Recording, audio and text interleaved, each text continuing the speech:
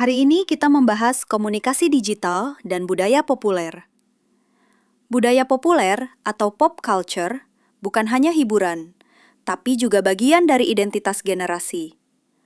Komunikasi digital menjadi sarana utama penyebaran budaya pop, dari musik, film, hingga meme. Komunikasi digital telah mengubah cara budaya pop menyebar. Dulu butuh media tradisional seperti televisi dan radio. Kini, cukup dengan media sosial, satu tren bisa mendunia dalam hitungan jam. Sesi ini akan membahas fenomena itu dan dampaknya pada masyarakat. Ada 3 tujuan utama. Pertama, memahami peran KD dalam budaya populer. Kedua, mengenali fenomena budaya pop yang lahir dari ruang digital. Ketiga, mengevaluasi dampak budaya pop digital, baik positif maupun negatif. Konsep budaya populer. Budaya populer adalah budaya yang disukai banyak orang dan diproduksi untuk konsumsi massal. Komunikasi digital mempercepat distribusinya. Misalnya, drama Korea bisa diakses serentak oleh jutaan orang di berbagai negara berkat streaming. KD dan musik. Pop. Industri musik berubah besar dengan hadirnya Spotify, YouTube, dan TikTok. Lagu yang viral di TikTok sering langsung masuk tangga lagu global. Musisi tidak lagi bergantung penuh pada label besar. Cukup lewat distribusi digital. Komunikasi digital dan musik pop adalah dua bidang yang sangat dinamis dan saling terkait erat di dunia modern.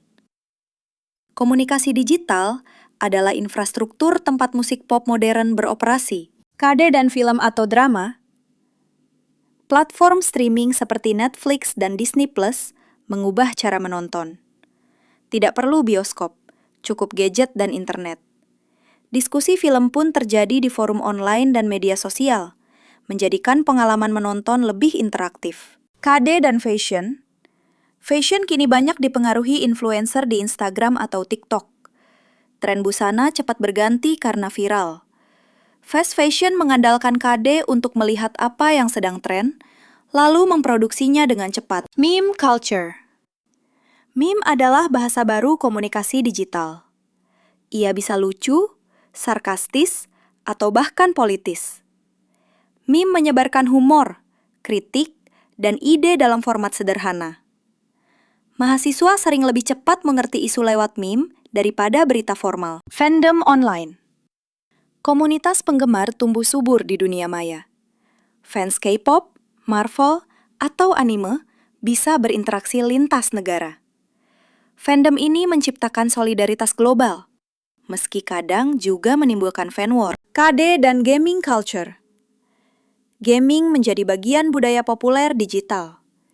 E-sports diakui sebagai olahraga, dengan turnamen internasional. Streaming game di Twitch atau Nimo TV melahirkan selebriti gamer. Bagi banyak anak muda, gaming bukan sekedar hobi, tapi identitas. Apa sih viral fenomena? Fenomena viral seperti Ice Bucket Challenge menunjukkan kekuatan KD.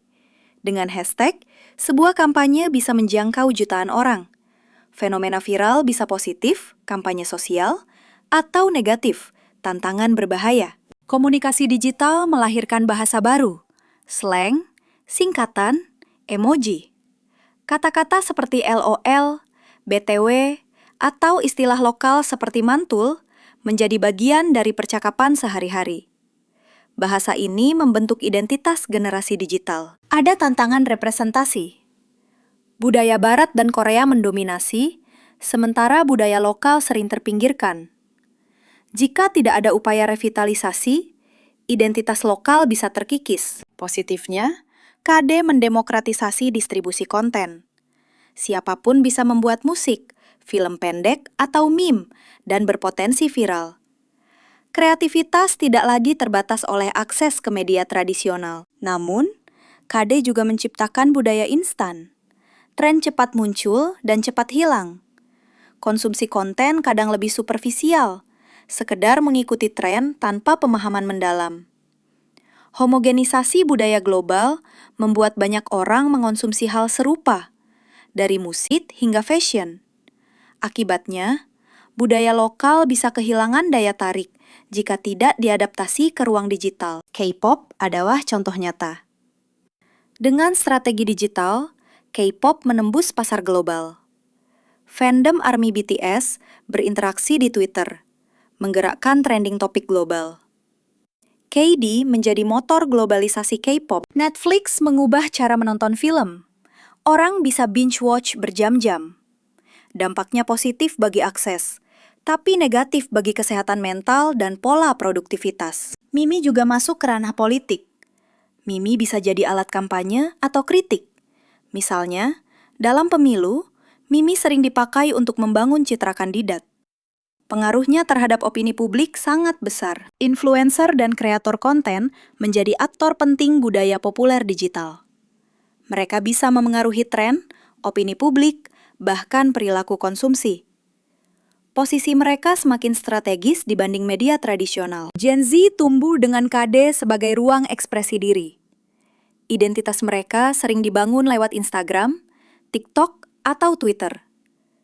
Gaya komunikasi Gen Z khas, cepat, visual, dan kreatif. Untungnya, budaya lokal juga bisa hidup di ruang digital. Batik, wayang, dan kuliner tradisional dipromosikan melalui konten kreatif. Inisiatif ini penting untuk menjaga keberlanjutan budaya bangsa. Kita membahas KD dalam musik, film, fashion, meme, dan fandom. Studi kasus K-pop dan Netflix menunjukkan bagaimana budaya pop digital bekerja. Kita juga melihat dampak positif negatif serta isu representasi budaya lokal. Mahasiswa diharapkan lebih kritis dalam mengonsumsi budaya digital. Budaya populer adalah cermin komunikasi digital. Tantangan kita adalah bagaimana menjadi konsumen budaya pop yang kritis dan sekaligus kreator yang mampu mengangkat budaya lokal ke ruang digital. Terima kasih semuanya. Muach!